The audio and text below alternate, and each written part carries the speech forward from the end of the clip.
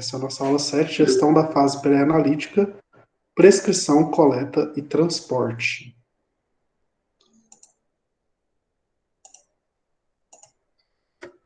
Bom, a gente sabe que para a gente fazer um diagnóstico, para o médico fechar um diagnóstico hoje em dia, ele não olha só o paciente, tá, e inventa algo da cabeça, ou mesmo que ele tenha alguns apontamentos do que é a doença, né, ele sempre pede uma confirmação laboratorial.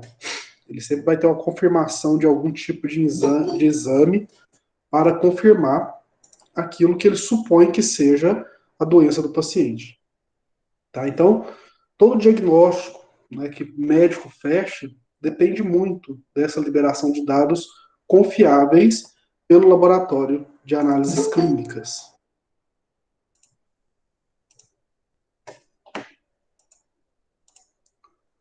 Então, é muito importante assegurar a credibilidade dos resultados que vêm desses laboratórios clínicos. Né? A gente precisa entregar isso, a gente está lidando com a vida das pessoas e, além de tudo, com a profissão de um médico. Né? Nós estamos lidando com um profissional que depende muito desses resultados para que seu trabalho seja confiável. Tá? A gente tem avanços na automação, na coleta de amostras, no transporte e no envio de relatórios. Isso tem trazido uma drástica melhoria no desempenho desses laboratórios, e esse avanço não é de hoje. Vamos dizer que esses avanços já estão muito consolidados dentro das rotinas laboratoriais. Você, quando pede um exame, ou quando você precisa solicitar um exame para um laboratório, você já tem um fluxograma que você segue, tá? Para que não dê errado nada com a sua amostra, nem com o resultado desse exame. Então, vou colocar mais pessoas aqui. O resultado disso, né, desses exames, vem de muito tempo sendo estudado para chegar nessa melhoria que nós temos hoje, né, de um produto confiável. Né? O laboratório de análise clínica, hoje em dia, ele é um produto onde as pessoas confiam. A pessoa entra e coloca 100% de confiança naquele resultado que vai sair daquele exame. Né? Então, tudo isso se deve a esses grandes avanços e essas padronizações, essas confirmações que a gente foi tendo durante os anos. Bom, a gente tem que a Sociedade Brasileira de Patologia Clínica e Medicina Laboratorial, né, foi muito atenta a essas questões de segurança e introduziu em 2010, na norma do Programa de Acreditação dos Laboratórios Clínicos, um capítulo que abrange muito a gestão dos riscos e da segurança do paciente. O objetivo disso era que os laboratórios buscassem políticas e ações voltadas à gestão desse risco. Então, nós estamos em 2021, pouco mais de 11 anos atrás, né, 11 anos atrás exatamente, pensava-se já nesse programa de acreditação. Então, os passos ainda estão sendo dados. Por mais que seja assim, 10 anos, a gente ainda tem, né, passos sendo dados dentro desse programa de acreditação. Os erros ocorridos durante o processamento de amostras são classificados dentro de fases, né? Fase pré-analítica, fase analítica e fase pós-analítica. Isso depende da origem e do tempo, respectivamente, que a amostra está dentro do laboratório. Tá? Nós vamos focar aqui nessa segunda VA, basicamente na fase pré-analítica, né? Que é antes de entrada do laboratório.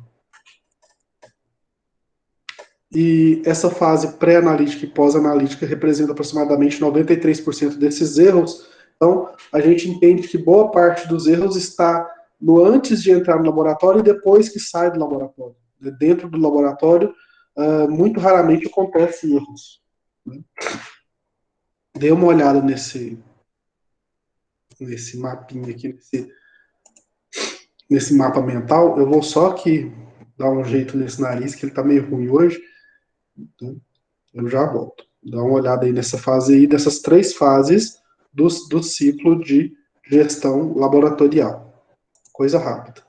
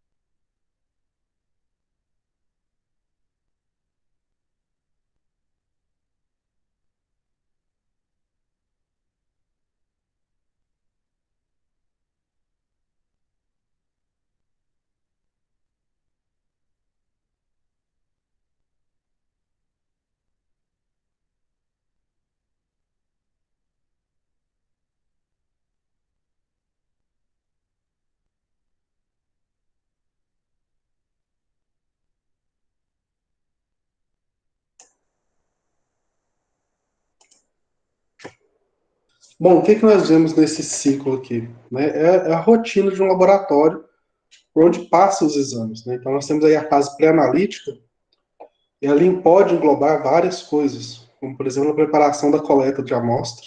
Dentro da preparação pode ocorrer erros, a competência do profissional de saúde na avaliação dos testes, né? Nós temos aí que pode ocorrer também algum tipo de desvio ou erro nessa conduta, nessa etapa. O recebimento da amostra para preparação e para transporte, e o transporte da amostra em si, são etapas que precisam de ter bastante cuidado. Dentro do laboratório, nós temos a fase analítica, então ocorre o que? A análise da, da amostra. É uma fase que precisa ter bastante critério, procedimentos bem definidos, porém é a fase que gera menos problema para o laboratório de análises clínicas. Tá? A fase que gera o maior problema, que pode gerar para um controle de qualidade, seria a fase pré-analítica. Tá? Temos aí a fase pós-analítica, né, que envolve o armazenamento da informação, né, o cuidado com esses dados, a individualidade de cada um, o sigilo de cada dado de cada paciente, e o relatório que é entregue ao paciente com o resultado final daquele exame. Tudo isso envolve gerenciamento de dados do laboratório, segurança e serviço ao paciente. Entrega desse serviço ao paciente envolve todas essas etapas aí. Tá? Que a gente tem os erros, né, que podem ser acometidos na fase pré-analítica, em torno de 46, de 46 a 68%, tá? Isso variando para mais ou menos 2%. A gente pode ter amostra insuficiente, você pegou sangue do paciente e é pouco para você realizar aquele teste. A amostra incorreta pegou um tipo de secreção no local indevido, ou tipo de sangue no horário indevido, de urina no horário indevido, tudo isso pode ser a amostra incorreta. Tá? O manuseio e transporte da amostra, as condições que você pegou a amostra e a identificação correta, tudo isso pode ocorrer na fase pré-analítica. Dentro da fase analítica, de 7 a 13% de chance de ocorrer alguma coisa, de problemas, nós temos aí mistura de amostras ou interferência entre amostras, ou um mau funcionamento do equipamento, seria basicamente isso, tá? Também temos o erro humano e temos aí outros problemas que podem ser avaliados na fase analítica, mas tudo isso dentro de uma margem de erro muito pequena, né?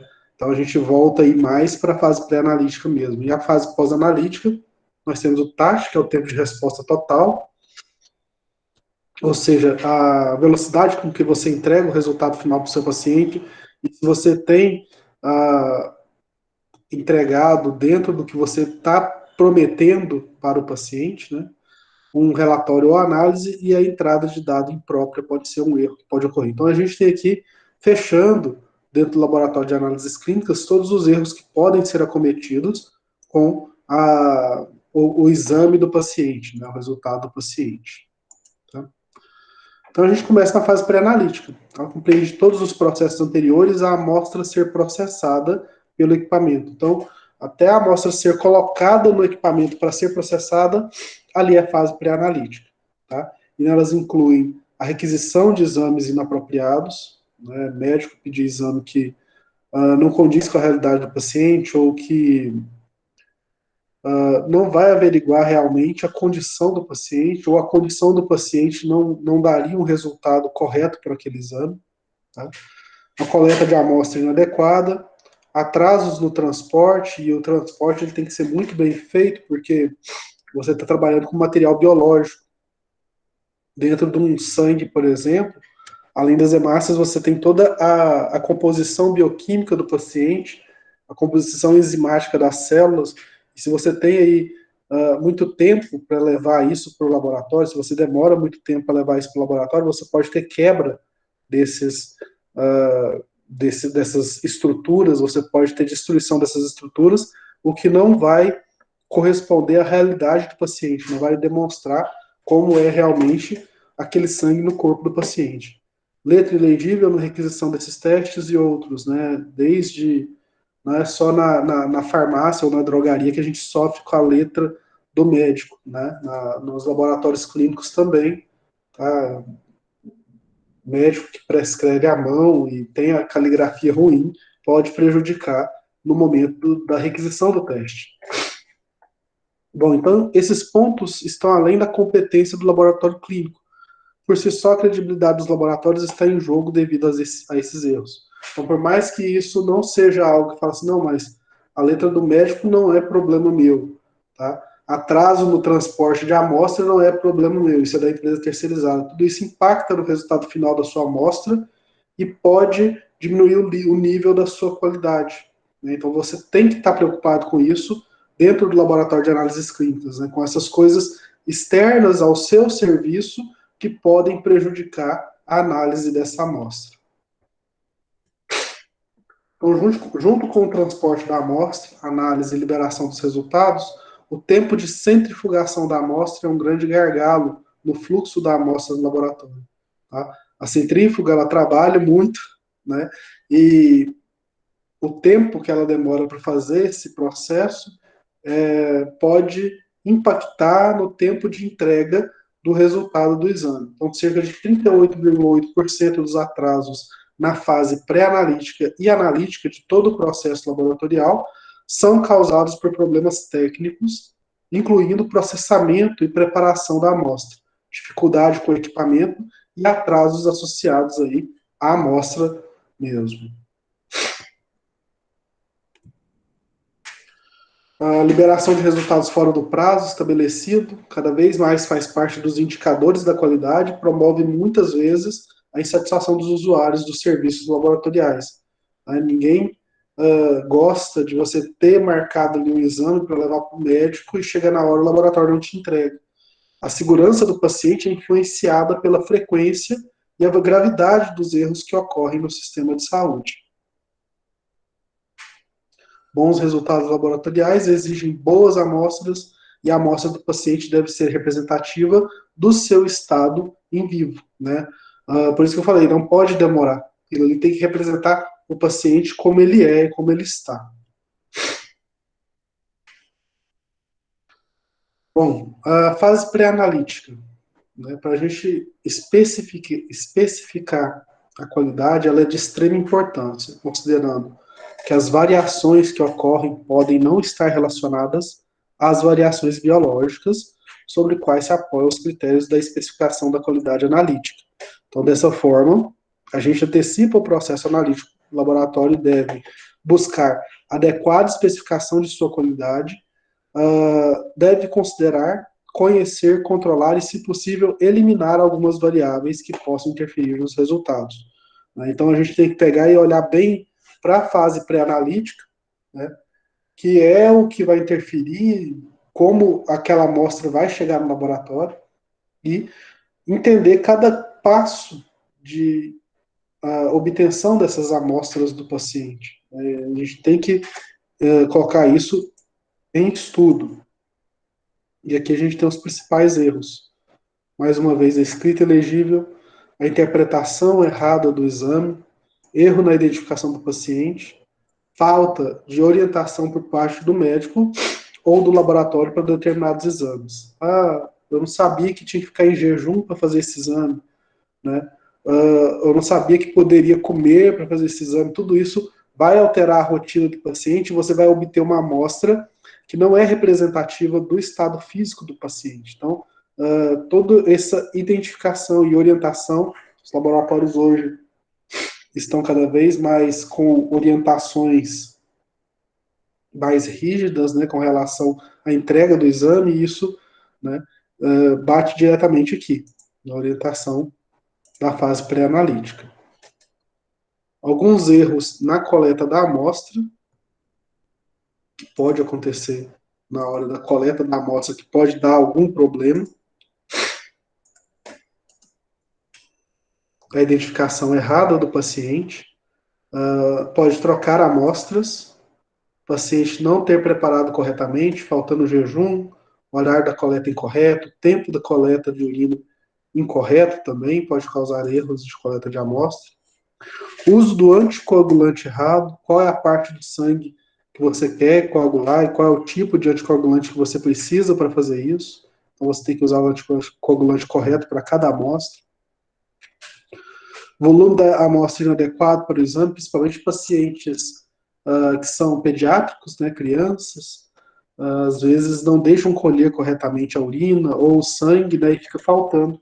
Você tem que fazer uma segunda punção no paciente, tem que fazer uma segunda coleta, porque a amostra é pequena para ser analisada. Hemólise e lipemias intensas, né? Hemólises seria a quebra de hemácias, né? Ou seja, você faz um aperto de garrote tão grande que você arrebenta as hemácias do paciente e estraga a amostra. Lipemia é a quantidade intensa de gordura no sangue, que deixa o sangue turvo. A pessoa foi comer um pratão de arroz e foi tirar sangue. Né? Tem isso também. Transporte e armazenamento da amostra incorretos e a contaminação, que pode ocorrer em tubos, frascos, tampas.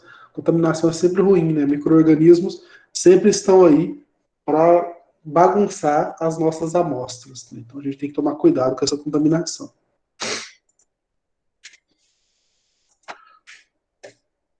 Então o resultado obtido através do laboratório é consequência da qualidade da amostra recebida, portanto, coleta, conservação e transporte do material devem seguir uma padronização. Vamos ver como é que é. Algumas considerações para a gente ter essa padronização. Primeiro é orientar o paciente quanto ao procedimento que vai ser realizado. Né? Perder um tempinho explicando para o paciente o que vai acontecer ali com o exame, como vai ser, qual é cada etapa, como que funciona cada etapa, é muito importante para o paciente entender que precisa realizar, porque o exame senão não vai dar certo. Atentar para a antisepsia na coleta de todos os materiais clínicos, né? Você tem que ter tudo ali muito bem limpo, muito bem asseado, para que não tenha contaminação cruzada, nem que você mesmo contamine o material.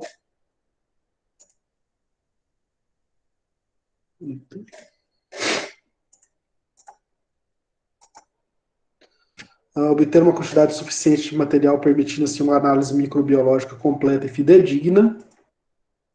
E o pedido de exame deve ser claro, o maior número de informações possíveis, além de conter dados do paciente na etiqueta e antibióticos em uso. O antibiótico ele pode alterar muito as porções de amostra, né, os líquidos do sangue, eles se alteram muito quando o paciente está tomando antibiótico. Tem que considerar isso. Algumas condições de segurança já existiam antes da pandemia, hoje com a pandemia, as condições de segurança, né, e os tipos de, de equipamentos, né, tudo melhorou, né, melhorou, as pessoas estão mais cuidadosas com relação à segurança. Então, usar EPI adequado conforme risco que a coleta for oferecer, higienizar as mãos antes e após a coleta. Toda amostra deve ser tratada como potencialmente patogênica, mesmo que o paciente pareça saudável. Toda vez que for retirar alguma coisa do paciente, a amostra ela é considerada patogênica. Usar frascos e transporte adequado. Atentar para não contaminar o frasco da coleta e verificar se o mesmo encontra-se bem vedado. Identificar a amostra coletada com os dados do paciente e encaminhar o material imediatamente ao laboratório. Então, a gente tem algumas condições para que esse exame seja mais seguro.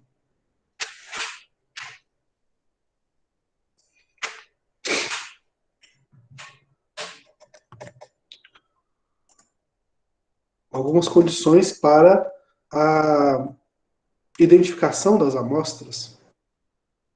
Né?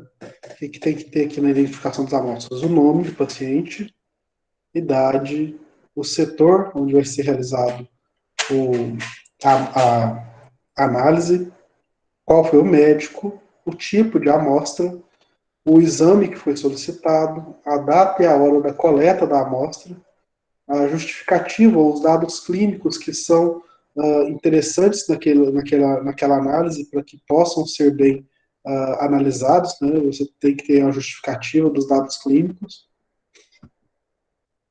Bom, para a hemocultura, colocar antes da administração de antibiótico, lavar as mãos e secá-las, remover os selos da tampa dos frascos de hemocultura e fazer a asepsia prévia com álcool 70, garrotear o braço do paciente, selecionar uma veia adequada, essa área não deve ser mais tocada com os dedos, né, depois que garrotear, para não ocorrer hemólise, né? Fazer a antisepsia da pele com álcool 70 de forma circular e de dentro para fora. Coletar a quantidade de sangue e o número de amostras recomendadas de acordo com as orientações do laboratório. 2 amostras de 10 ml em locais diferentes ou conforme aí a solicitação médica.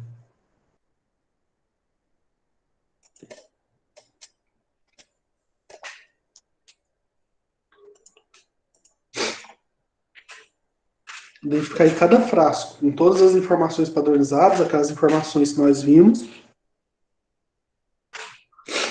e enviar ao laboratório junto com a solicitação médica devidamente preenchida. Hemograma. Jejum de 8 horas. Para a maioria dos exames de hemograma, né, a gente precisa de um jejum de 8 horas. Jejum de 12 horas para triglicerídeos e colesterol. Pode tomar água. Pouca gente sabe disso, né? Faz o jejum, não toma água, né, e fica sofrendo à toa. Que a gente tem a ponta de catéter intravascular, né, fazer uma rigorosa antisepsia da pele ao redor do catéter com álcool 70, remover o catéter e asepticamente cortar 5 centímetros da parte mais distal, ou seja, que estava mais profundamente introduzida na pele. Colocar o pedaço do catéter em frasco estéril e encaminhar imediatamente ao laboratório. Então, coloca o catéter, retira e envia para o laboratório com a pele, né, com o que saiu ali. Mais alguém chegando agora.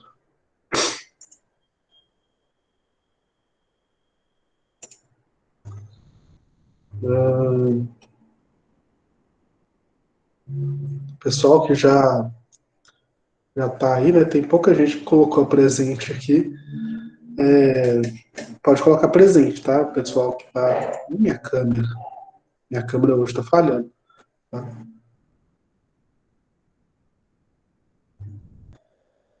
Essa pessoa que é RDKK, não sei quem é. Coloca presente e o nome da pessoa. E aí eu vou ver quem é essa que está com esse nome aqui. Ah, Érica, é você? Tá, obrigado.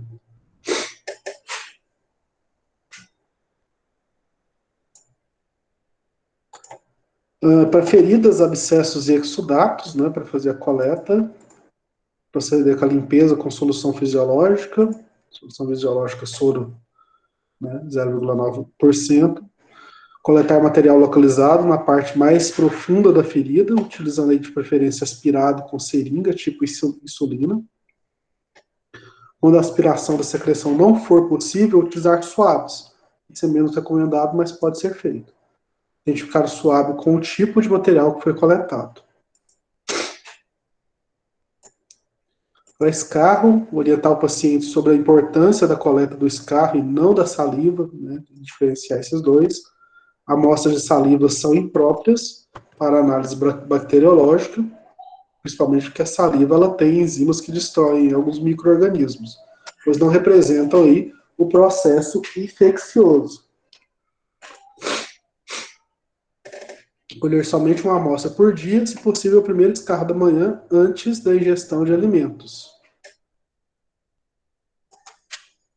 Com relação ao sistema aí, a maioria das pessoas já está, né, com aquele suave profundo para fazer exame de Covid, né? Horrível. Então, orientar o paciente para escovar os dentes somente com água, não utilizar creme dental e enxaguar a boca várias vezes, inclusive com gargarejos. Respirar fundo várias vezes e tossir profundamente, recolhendo a amostra em um frasco de larga boca, de boca larga. Se o material for escasso, coletar a amostra depois de uma nebulização e encaminhar imediatamente ao laboratório.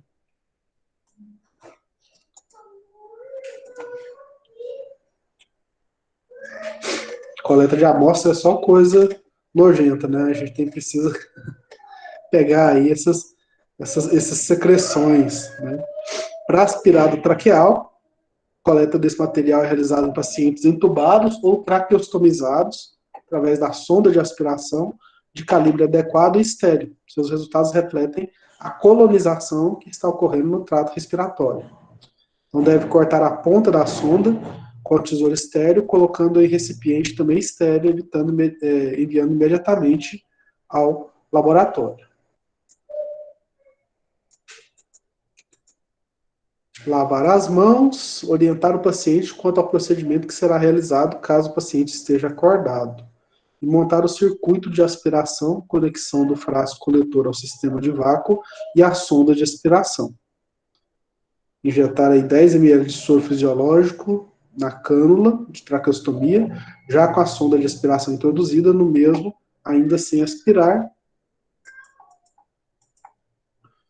Para a secreção do ouvido, remover a secreção superficial com suave umedecido, em soro fisiológico, e obter material com outro suave fazendo rotação no canal.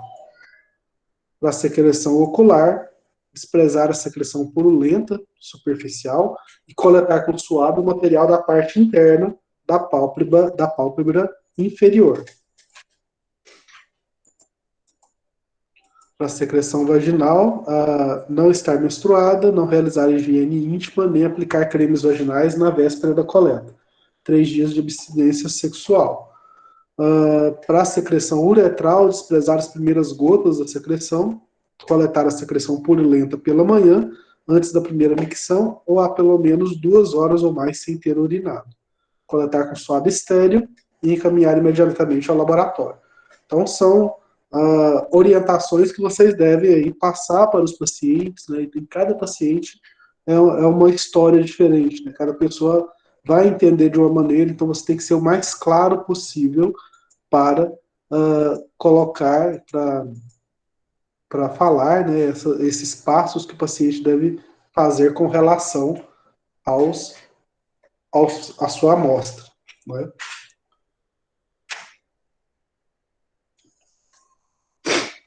Para exame de fezes, no exame parasitológico de fezes, coletar 3 amostras de fezes em dias alternativos.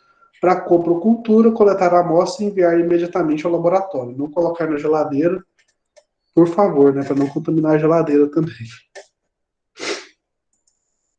A urina pode envolver a participação do paciente, né, mais detalhado em aula posterior. A gente vai falar um pouquinho mais de urina numa aula própria para análise de urina. Tá? Aqui alguns fatores que vão impactar a fase pré-analítica. Tá? A gente tem aí, por exemplo, o estado nutricional e dieta. Né? Os analíticos podem ser afetados pelo estado nutricional ou composição da dieta do paciente.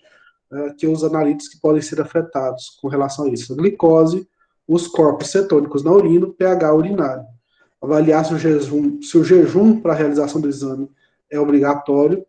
Perguntar e documentar a composição da dieta do paciente ou o uso da dieta suplementar antes da coleta. Para ver se o paciente tem alguma restrição ou se o paciente faz uso abusivo de algum tipo de alimento, né? Isso daí é interessante para que você consiga visualizar possíveis erros. Tá? Parâmetro atividade física. A atividade física pode afetar a concentração dos analíticos. Tá? Por exemplo, pesquisa de hemácias na urina.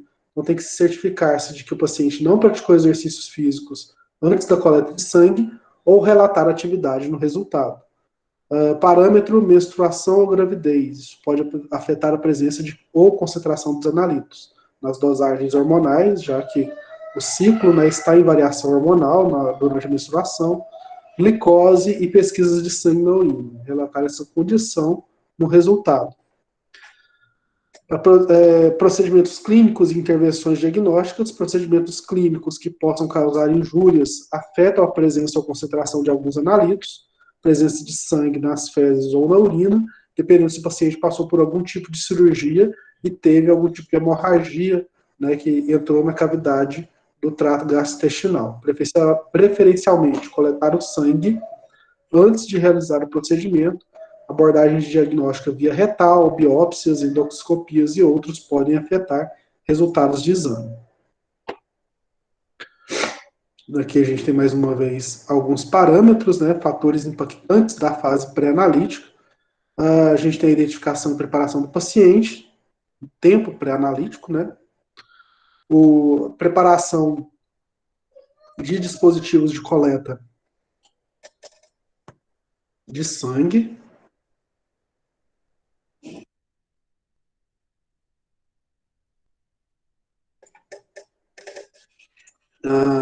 nós temos, cadê? Execução da coleta de sangue, a preparação de containers para transporte, o transporte, a entrega ao laboratório e a aprovação da amostra, também está dentro da fase pré-analítica, separação, manuseio pré-analítico, carregamento dos analisadores. Tá? A gente tem o tempo entre a coleta de sangue e a análise da amostra é importante, por exemplo. Temperatura, as condições de temperatura que a amostra são expostas da coleta até a análise e a modalidade. Né? Critério de embalagem, posicionamento da amostra, né, durante aí a análise. Verificação e documentação para checar e documentar a aceitabilidade e critérios de rejeição dessa amostra, se você vai aceitar ou rejeitar a amostra. Com relação ao transporte de amostra, né, a gente tem problemas relacionados ao transporte de amostras que seguem categorias associadas com o tempo e a segurança do transporte das amostras laboratoriais, de acordo com as condições dos exames, e preocupados com a saúde e segurança das pessoas que manuseiam as amostras ou as caixas de transporte.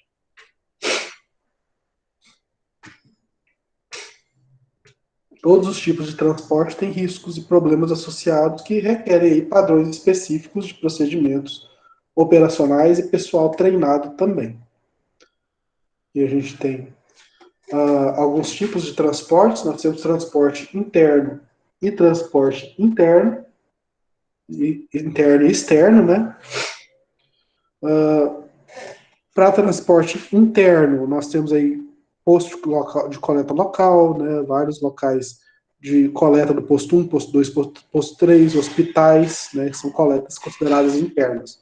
Transporte externo, coleta em casa, coleta em laboratórios privados, né, de alguns doutores, e isso vai levar para o laboratório. Lá dentro, nós temos a coleta externa, né, as enfermarias, o ambulatório de hospital-dia, a observação de amostras para centrifugação e triagem, e aí vai para os laboratórios, bioquímica, hematologia, coagulação, e tem os transportes, né, para o laboratório 1, laboratório 2, laboratório 3, dependendo do tipo de exame que será realizado. Tá? Então, esses são alguns transportes, o quanto que a nossa amostra passeia dentro do laboratório de análises clínicas. Aqui alguns fatores que são possíveis de afetar uma amostra biológica: o posicionamento da amostra primária. Então, a gente tem que manter os containers primários, né, com os tubos, na posição vertical para minimizar o chocalhar a amostra e evitar vazamento. Né, facilita aí a formação de coágulo. A exposição à luz e alta temperaturas, colocar o rack dentro de um container apropriado para evitar luz solar e capaz de manter a temperatura. Temperatura acima de 35 graus devem ser evitadas. O tempo, respeitar o tempo correto, máximo 2 horas de coleta de todo o sangue, e alterações mecânicas, evitar a excessiva agitação da amostra por um firme container a bordo do veículo de transporte. Fortes chocalhos podem causar hemólises, né, não, nas amostras, né, que é rompimento de hemácias que podem ocasionar aí dentro das amostras com alterações mecânicas. Os tubos, né? Esses tubos de amostra têm que ser basicamente de plástico, de preferência de plástico. Devem ser robustos, não devem vazar quando a tampa ou o rolo estejam corretamente aplicados. Nenhum material deve permanecer na parte de fora do tubo. Os tubos devem ser corretamente etiquetados para facilitar a identificação E os modelos de formulário, solicitação ou requisição não devem ser envolvidos em torno dos tubos, mas colocados em separados, de preferência em envelopes impermeáveis. Né? Tem gente que pega o formulário ou a própria prescrição do médico, enrola em volta de um tubo e passa um elástico. Né? Isso daí não pode ser feito, porque se vaza, você destrói ali também a requisição e os dados do paciente.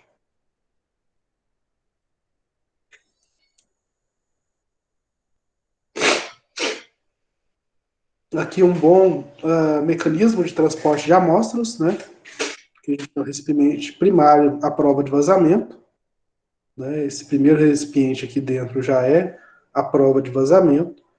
A gente tem um receptáculo secundário à prova de vazamento, uma tampa, um material absorvente para absorver impactos, um modelo de registro, que inclui a lista detalhada de conteúdos, a embalagem externa, a etiqueta da embalagem, né, de orientação, ou seja, para que lado essa embalagem tem que estar para cima, marca de especificação, aqui do outro lado também tem que ter essa mesma marca, que é substância infecciosa, afeta humanos, né, as identificações do que tem nessa amostra. Para transportar dentro da instituição, para evitar o vazamento ou derramamento acidental de amostras biológicas, embalagens secundárias como caixas devem ser usadas e equipar com racks de forma que os tubos de amostra permaneçam em pé no transporte. Então, as embalagens secundárias podem ser de metal ou plástico, devem ser esterilizadas em autoclave ou resistentes à ação de desinfetantes químicos. E do selo, deve ter preferencialmente uma junta. Devem ser regularmente descontaminadas, já que você está carregando amostras ali que são patogênicas. Aqui a gente tem alguns exemplos de racks e containers. E aqui a gente tem container secundário para transporte interno, vários tipos de bancadas lá dentro deles, né, de bancadas para tubo de ensaio, e o container terciário para transporte. Né? Muita gente usa isso daqui para levar cerveja para a beira do rio. Né? Na verdade, o uso correto é para levar a amostra dentro do laboratório.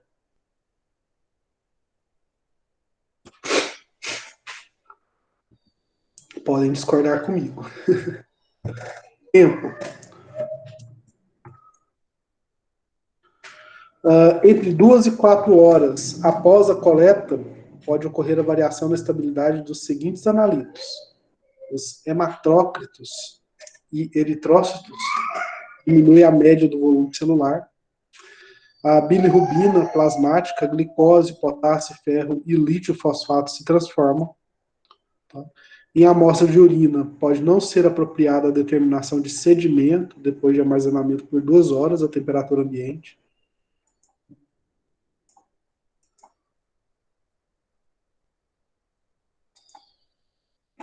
Acima de 4 horas ou mais, a gente tem problemas com LDH, fosfatase ácida, potássio, frações dos complementos C3, C4, catecolaminas totais, ácido fólico, gastrina, vitamina B12 e zinco. Depois a gente vai ver cada um desses elementos de forma detalhada, o que acontece com cada um. Tá? Estudos para análise celular em EDTA, para conservar, e estudos de coagulação que requerem separação, refrigeração ou congelamento do plasma. Tá? Pode ocorrer variações aí acima de 4 horas ou mais. Tá? Aqui a gente tem um gráfico interessante que mostra a estabilidade de vários analíticos durante o transporte, né, transporte por correios, em até 4 dias. Né? E aqui variações. Né? A gente tem a linha aqui, variação seria 0, né? E é interessante que a gente segue a mesma lei de Lavoisier, nada se cria, tudo se transforma. Então, se você tem aqui bilirrubina, uma variação negativa, menos 10% de bilirrubina, essa bilirrubina foi transformada em alguma coisa no sangue. Você tem aumento de creatinina, aumento de hematócritos, volume celular médio aumenta, os leucócitos aumentam, tá? Y-glutamiltransferase aumenta e outras vão abaixando, como a lactato de hidrogenase, a fosfatase ácida, né? Então, a gente tem albumina, diminui também. A gente tem variações, porque aqui dentro do sangue, né, da amostra do paciente, tem enzimas que vão continuar reagindo, células que vão continuar se rompendo, e no final, dependendo da amostra ou do que você quer analisar, pode ter um resultado errado no final do exame, pelo tempo de entrega. Tempo, depois do tempo, a temperatura ambiente, concentração de glicose diminui quando é armazenada por 2 horas a 23 graus Celsius, concentração aí da glicose cai 10%. A redução do tempo dependente da glicose em sangue total é aumentada na leucocitose. Então, se diminui glicose, aumenta aí a leucocitose. Alguma coisa tem que aumentar. Aumento do fosfato inorgânico, aumento da amônia em amostras com elevada atividade de Y-glutamiltransferase, redução de folato e variação das vitaminas B6 e B12, tudo isso em temperatura ambiente se você demorar demais. Em 4 graus Celsius, aqui é uma temperatura mais baixa, aí a gente tem problemas com o fator 7 de coagulação, que ele se torna instável. A amostra deve ser armazenada em temperatura ambiente, se for analisar fator 7. Em temperatura abaixo de 4, aumento da liberação do potássio iônico dos eritrócitos. Anticorpos podem alterar a contagem celular hematológica, dependendo da temperatura dependente dos anticorpos. Que a gente tem o efeito do tempo e da temperatura de secagem na coagulação do sangue sobre várias substâncias séricas. A gente tem a glicose, né? E aqui a gente tem várias concentrações diferentes. Deixa eu ver aqui. Temperaturas diferentes, desculpem. A gente tem temperaturas de 4, 23 e 30 graus Celsius. Né? Então aqui a gente tem a glicose na temperatura de 4, ela diminui aí 78% em até 48 horas. Então se você vai aumentando a temperatura, né, colocando a temperatura mais próxima do ambiente, a degradação é maior, tá vendo? Na glicose. Na temperatura de 30 graus, a gente tem a glicose aqui chegando a 29, tá? Outras substâncias aumentam. Aqui a gente tem na temperatura normal, a alanina aminotransferase aumenta 329% dentro da amostra. Se você deixa ela a 4 graus Celsius, ela mantém-se aqui estabilizada em torno dos 100% de variação. O fosfato inorgânico também aumenta com a variação de temperatura e o potássio também. A exposição à luz, né, algumas substâncias reagem à luz, são as fotossensíveis, então tem que se evitar a luz solar ou mesmo a luz artificial. Extremamente crítico aí para o caso de bilirrubina. Também é importante para vitaminas A, B6, beta-caroteno e porfirina. Melhor transportar em tubos âmbar ou tubos cobertos com papel alumínio. Posicionamento da amostra primária, manter o tubo primário em posição vertical para minimizar o balanço, não chacoalhar, evitar o derramamento da amostra e facilitar a formação de coágulo. Alteração mecânica, né, quando você tem um veículo que balança muito, evitar a excessiva agitação da amostra, segurando a posição firme dos tubos dentro das embalagens do veículo de transporte, ou mesmo tubos pneumáticos que absorvam o impacto. Forte agitação pode causar hemólise na amostra, quebra de amácias. E aí, a gente vai para a próxima aula, falar das variáveis e das várias variáveis que são controláveis, não controláveis e interferentes. Isso aqui fica para nosso próxima aula.